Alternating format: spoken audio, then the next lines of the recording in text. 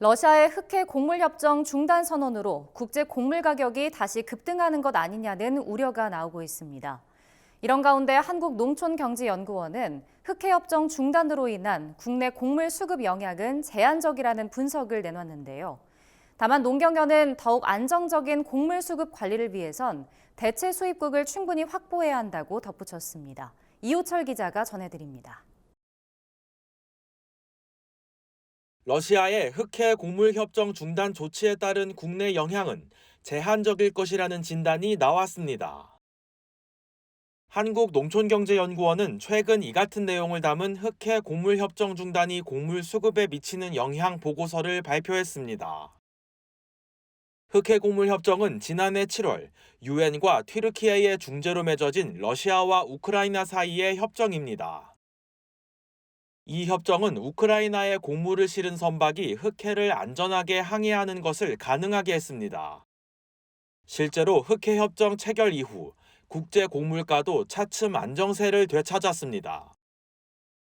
하지만 지난 7월 러시아는 자국의 농산물과 비료 수출을 보장한 사항이 지켜지지 않는다는 이유로 흑해 곡물 협정의 종료를 선언했습니다.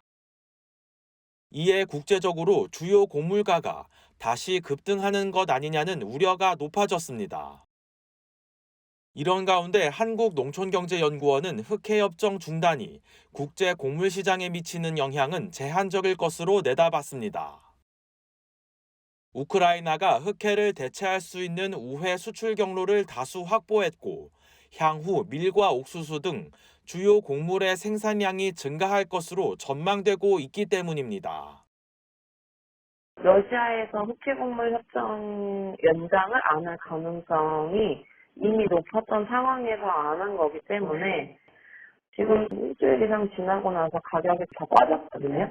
국제곡물 시장에 미치는 영향이 흑해곡물 협정만 영향을 미치는 게 아니기 때문에 농경연은 흑해협정 중단이 국내 곡물 수급 상황에 미치는 영향도 크지 않을 것으로 전망했습니다.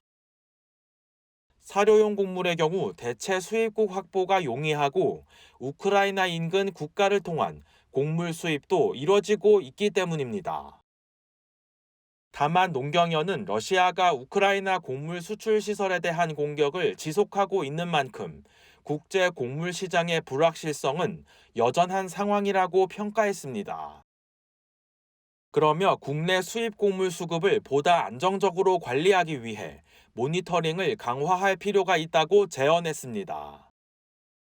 특히 우크라이나에서 주로 수입하고 있는 비유전자 조합 식용 옥수수의 경우 추후 국내 수입이 어려워질 수 있는 만큼 대체 수입국을 확보하는 등 중장기적인 대비책이 필요하다고 말했습니다. 항상 이제 흑해 쪽에 문제가 생기면 다른 곡물보다도 식용 옥수수 공급 차질 우려가 항상 있어 왔고 한 번에 들어올 때 뭐 한 6만 톤씩 이렇게 들어오다 보니까 그런 물량 확보가 가능하고 이런 나라들이 흑해협정 중단이 국내 식품 물가에 미치는 영향도 현재로선 크지 않을 것으로 전망됩니다. 농림축산식품부는 지난달 27일 전문가들과 함께 곡물 수급 상황 점검 회의를 열고 이 같은 진단을 내놨습니다. 농식품부는 국내 식생활과 밀접한 재분용 밀은 우크라이나가 아닌 미국과 호주, 캐나다에서 수입하고 있다고 밝혔습니다. 또 사료용 곡물은 국내 업계가 향후 6개월치의 원료를 이미 확보한 상황이어서 대응 여력이 충분하다고 설명했습니다. 농식품부는 안정적인 곡물 수급 관리를 위해 국제 곡물 가격을 하루 단위로 관찰하고 위기 징후가 포착되면 금융 및 세제 지원을 신속하게 실시하겠다고 밝혔습니다. MBS 이호철입니다.